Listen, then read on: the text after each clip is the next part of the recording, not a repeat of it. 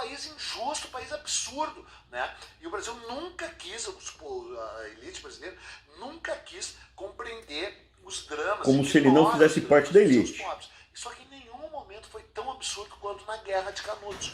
E incrivelmente, terrivelmente, por um lado, ela deu duas obras-primas da literatura. Uma muito maior, que é Os Sertões, do Euclides da Cunha, que era repórter do jornal Estado de São Paulo. Ele foi mandado cobrir o confronto como repórter. E ele foi lá cobrir a favor do Exército, a favor do Brasil rico, a favor do Brasil urbano. É um livro maravilhoso. Civil contra vale a pena ser lido. Bárbaros, rebeldes. E de imediato compreendeu a injustiça, o crime que estava se cometendo lá. Tanto é que a última frase foi um crime, denunciemo-lo. Eu concordo. Foi um crime, denunciemo-lo, né? Vamos denunciá-lo. E foi um momento horroroso da história do Brasil, mas pelo menos algumas pessoas sabem. E daí, anos depois, o Mário Vargas Llosa, grande escritor peruano, que eu conheci pessoalmente, escreveu o livro. Na obra, inclusive, descreve eles dividindo as meninas que sobraram, né, as filhas das famílias como espólios de guerra. Os soldados, né, no final, quando mataram todo mundo, sobraram algumas meninas, eles dividindo para pegar, para usar sexualmente. Então, assim, foi um crime, evidentemente, cometido no começo da República. Isso aqui já é... Na República você teve vários crimes, vários genocídios cometidos, né, pelos militares, né? Um deles foi Canudos, mas no Paraná teve, em Santa Catarina teve, você teve em vários locais do Brasil. Guerra do Fim do Mundo, que ele se arvorou a reescrever Os Sertões, porque Os Sertões é uma super obra-prima, mas é difícil, assim, agora falando sério, um ignorante que nem tu jamais conseguiria ler. Não tô falando sério, nada, só mas tu é ignorante, mas é difícil, é um livro sem piada, é um livro difícil. É um livro difícil. Não é? Tu tem que fazer uns exercícios respiratórios, tu tem que ter sem piada. É um livro maravilhoso de ler. Ele se divide em três... Você acha que eu não teria condições de entender, então?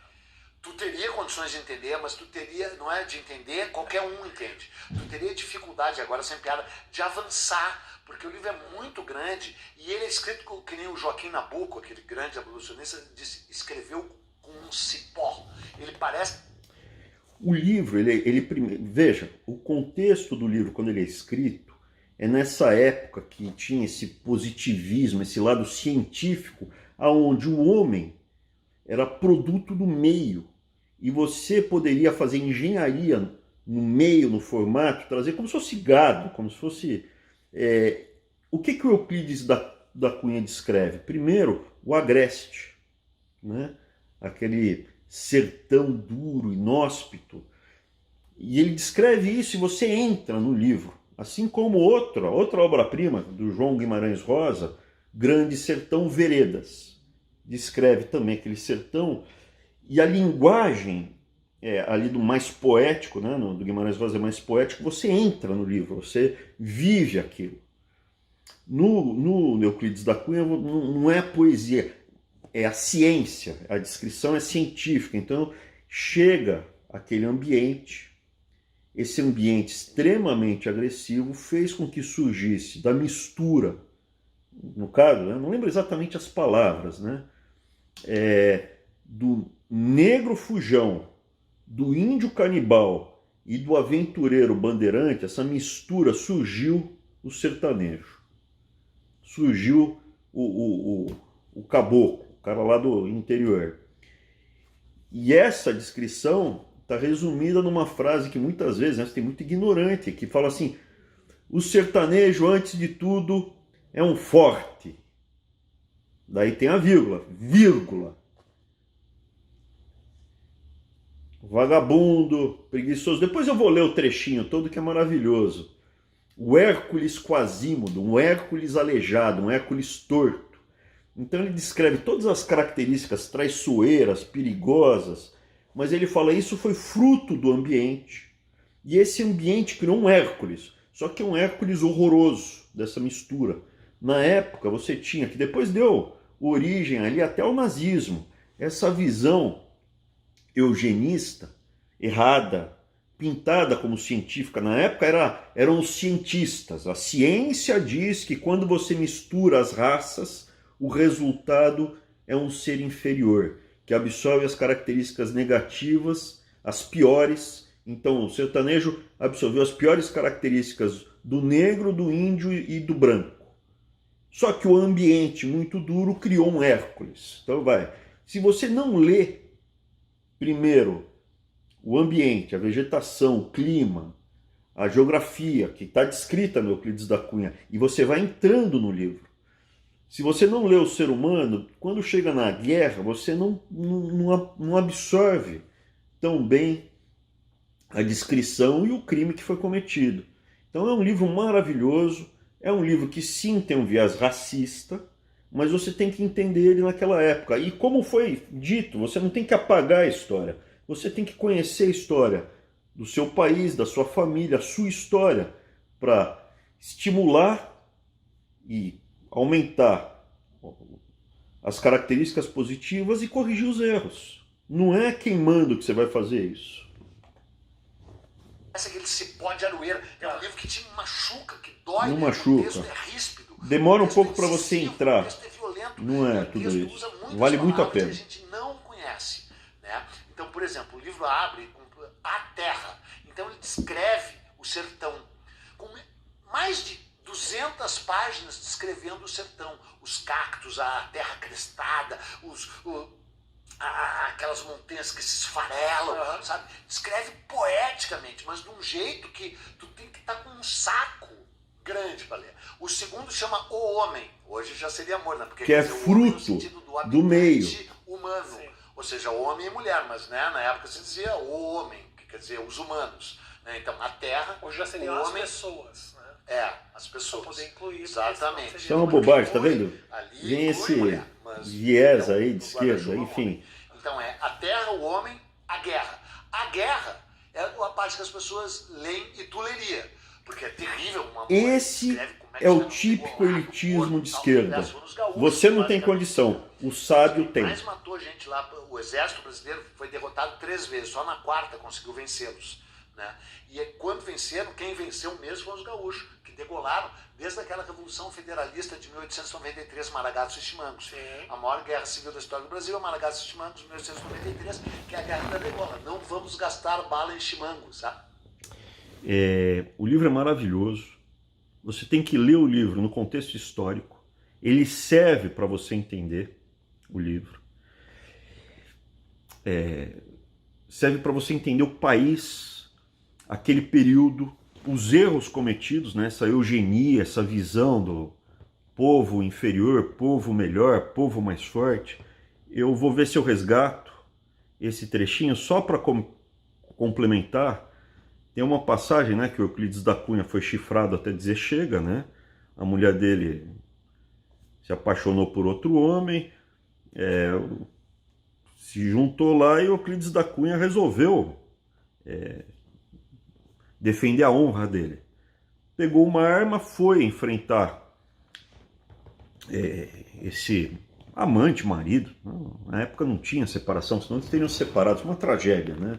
A coisa também histórica daquele momento, daquela cultura. Machista, retrógrada, era do jeito que era. A gente melhora, muda, reconhece os erros e não tem que julgar. Naquela época estava errado o que foi feito? Estava. Ele acabou morrendo por causa disso, mas a curiosidade não é essa. Eu nunca soube porque ele chegou lá com a arma, descarregou, acertou alguns tiros no amante da mulher, mas não matou, o amante pegou a arma e atirou de volta. Porque o Euclides da Cunha foi atirar com calibre 22, eu descobri recentemente, era um calibre 22 que ele atirou. Para matar com 22 é muito difícil. E ele levou um tiro de 38. Mas essa é uma curiosidade. Peguei aqui o trechinho e vou ler porque é maravilhoso, pela poesia, pela forma como está colocada e pela ignorância de muita gente que eu vejo, parlamentares, políticos, nordestinos principalmente, que falam esse trecho, mas não conhecem o resto. Então como é que é? O sertanejo é, antes de tudo, um forte. Não tem o raquitismo exaustivo dos mestiços neurastênicos do litoral. Isso é, pessoal mestiçado lá do litoral, ele desprezava mesmo, mas é da época, né? Era dessa eugenia científica, eram científicos da época, a ciência da época. Sua aparência, entretanto, ao primeiro lance de vista, revela o contrário. Falta-lhe a plástica impecável, o desempenho, a estrutura corretíssima das organizações atléticas. É desgracioso, desengonçado, torto. Hércules Quasímodo. Hércules Quasímodo é muito engraçado e é bonito. Ele escreve bem isso. Hércules Quasímodo. Mal feito, mal formado, mas é um Hércules. Reflete no aspecto a fealdade típica dos fracos, o andar sem firmeza, sem aprumo, quase gigante e sinuoso. Você anda requebrando, né? Aparenta a translação de membros desarticulados, agrava a postura normalmente abatida, num manifestar de displicência, um caráter de humildade deprimente. A pé, quando parado, recosta-se invariavelmente ao primeiro umbral ou parede que encontra. A cavalo, se sorfeia o animal para trocar duas palavras com um desconhecido. Cai logo sobre um dos estribos, descalçando sobre a espenda da sela. Caminhando, mesmo a passo rápido, não traça uma trajetória retilínea e firme. Avança celeremente num bombalear característico, de que desaparecem ser o traço geométrico os meandros das trilhas sertanejas. Exatamente isso. Ele vai o quê? Misturando. Por que o sertanejo se transformou nesse Hércules Quasímodo? Porque ele se adaptou ao ambiente. Ele sobreviveu. Lembra? Charles Darwin, era muito recente tudo.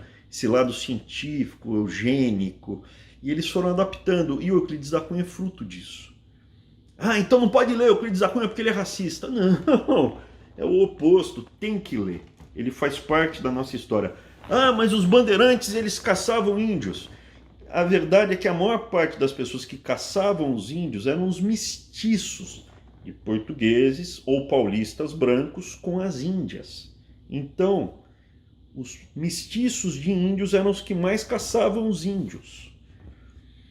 A verdade é que a humanidade está cheia de coisas boas e ruins. Nas pessoas que acreditam em Deus, é o livre-arbítrio de Deus que vai permitir a você escolher qual trilha seguir.